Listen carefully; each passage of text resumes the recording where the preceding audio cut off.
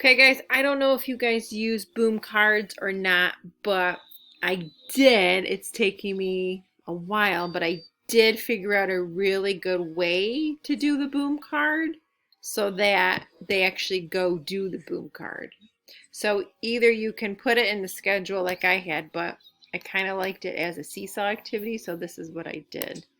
So if you go to seesaw and let's just go to edit and copy. So what I did is I just did like I went to boom card, I bought a boom card or got a boom card, and then what I did is right here where you can like do like a voice or directions or whatever.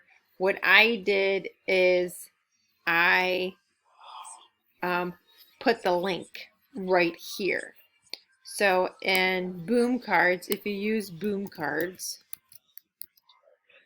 let me go to my boom cards. Here's boom cards.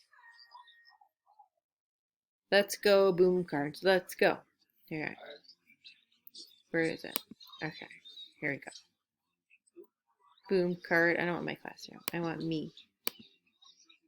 Go to me. Teacher login. Sorry, this is taking me into book 2. Okay, perfect. Okay, so when you do right down here,